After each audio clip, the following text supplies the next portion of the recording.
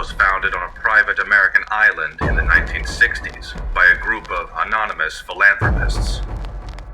Their goal was to establish a peaceful society free of dark thoughts and emotions, attracting the dismayed, disenchanted, and disillusioned from all over the country. This peace-loving community thrived over the years, and members freely followed the dictates of its charismatic leader, Otto Stamper, who taught his followers the secret of maintaining happiness through joy talk, meditation, and the endless reciting of good-thinking mantras. But not all was bliss within the fold, and Otto swiftly banished anyone who confessed to having dark thoughts or speaking dark words. Those he appointed as guardians of the fold were quick to root out malcontents, banishing anyone who thought or spoke against the almost perfect community he had established. In this way, Otto had conditioned Automarians to believe dark thoughts were the root of all discontent.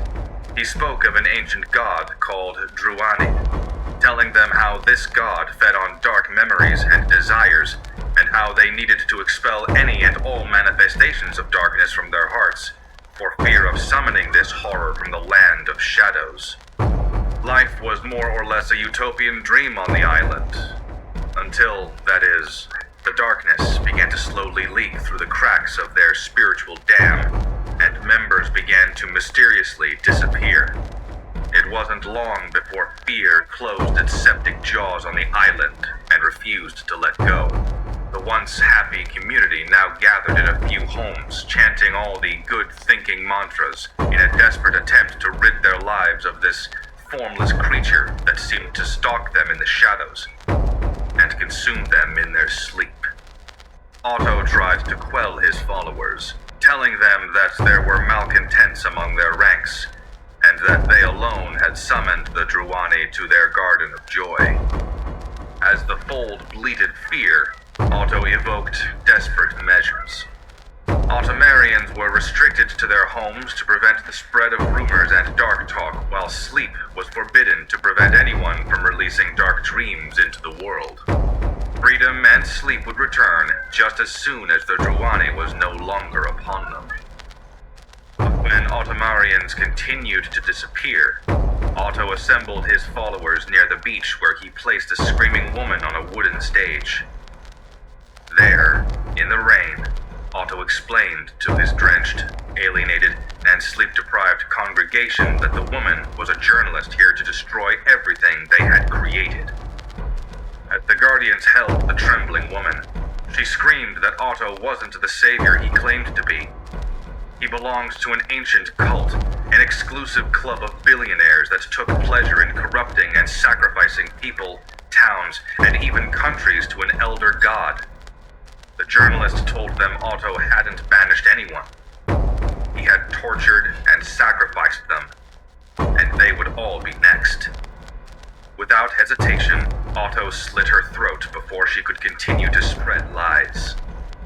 As she collapsed to her knees with her hands clasped around her neck, he told his confused and terrified herd that she was working with others within their ranks, and that they needed to find the imposters before the Druani came for them all. Otto's words shot over the congregation and reached into the murky recesses of their hearts, and dredged up dark and fearful things. Years of suppressed emotions began to bubble up as a thick fog pushed through restless legs and feet. Whispers began, and the whispers became panicked mantras, and the mantras became screams and curses as each member accused the next of mal-thinking and mal-speaking.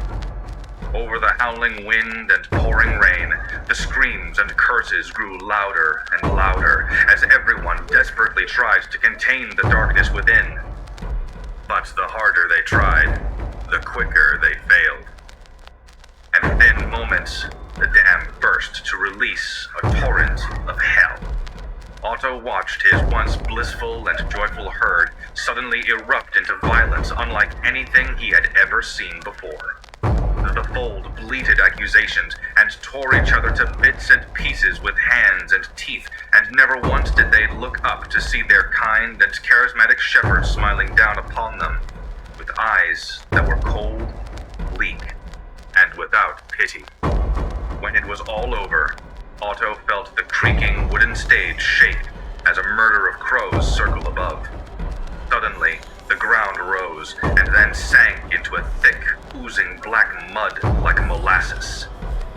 Moments later, a formless mass squelched out of the muck and rose like a rearing horse to feed upon the writhing mass of butchered humanity. It was everywhere and nowhere at once, as it slowly picked its way through the carnage, absorbing the darkness, savoring the misery, trailing terrible noises.